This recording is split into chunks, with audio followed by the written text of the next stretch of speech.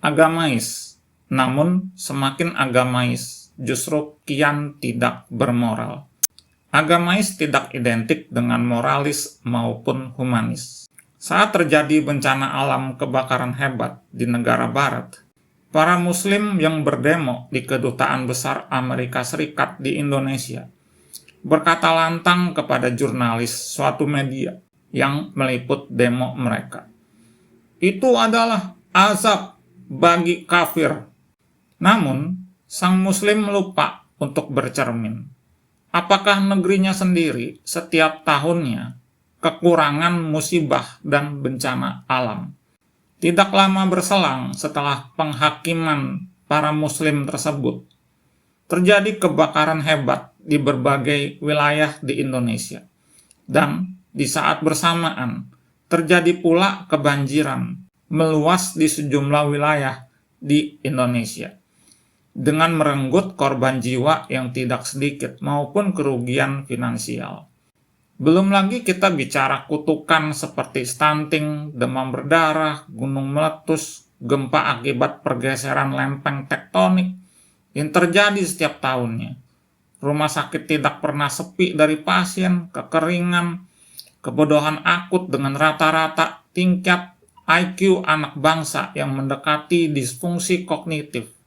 Bayangkan, rata-rata IQ anak bangsa kita itu diukur dengan skor 78. Sementara orang idiot atau IQ jongkok itu skornya 70. Terpaut 8 skornya. Korupsi berjemaah hingga kesuburan tanah yang kian menurun maupun produk-produk pangan yang dicemari logam berat, paparan merkuri, hingga racun pestisida melebihi ambang batas. Kesemua itu justru mencerminkan betapa moralitas bangsa yang agamais, yang konon lebih Arab daripada Arab ini, justru level moralitasnya patut diragukan dan kita pertanyakan.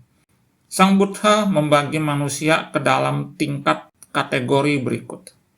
Manusia-manusia, manusia dewa, dan manusia hewan.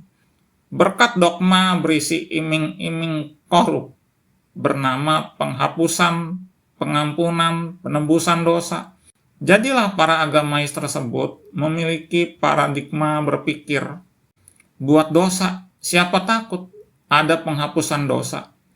Merugi jika tidak menjadi pendosa yang mencandu penghapusan dosa.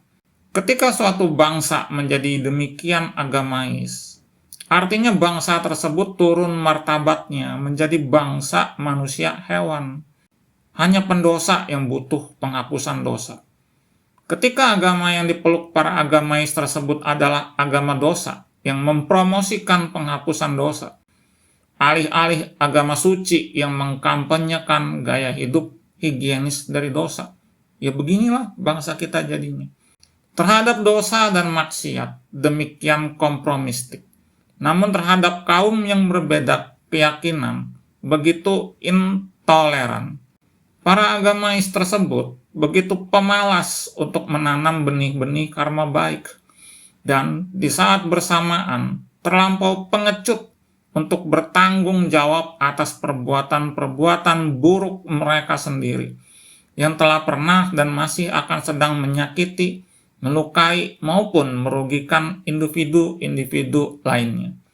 Untuk menghibur diri serta masih pula berdelusi sebagai kaum paling superior yang merasa berhak menghakimi bangsa lain dengan menjadi polisi moral, para agamais tersebut berspekulasi dengan menyebut bahwa musibah yang dialami bangsa kafir sebagai azab. Sementara musibah tahunan yang mengguncang dalam negeri sang agamais itu sendiri diklaim sebagai sebatas cobaan dari Allah atau dari Allah. Sang Buddha pernah bersabda, membuat kita merasa geli terhadap tingkah laku bangsa agamais pemeluk agama dosa, pendosa, pecandu, penghapusan dosa, yang berdelusi sebagai kaum paling superior tersebut. Para bikhu, ada 5 rintangan pada hujan ini yang tidak diketahui oleh para peramal cuaca. di mana mata mereka tidak dapat menjangkaunya. Apakah 5 ini? Para bikhu, elemen panas di bagian atas langit menjadi terganggu. Karena hal ini, awan-awan yang telah muncul menjadi berhamburan. Ini adalah rintangan pertama pada hujan yang tidak diketahui oleh para peramal cuaca, di mana mata mereka tidak dapat menjangkaunya.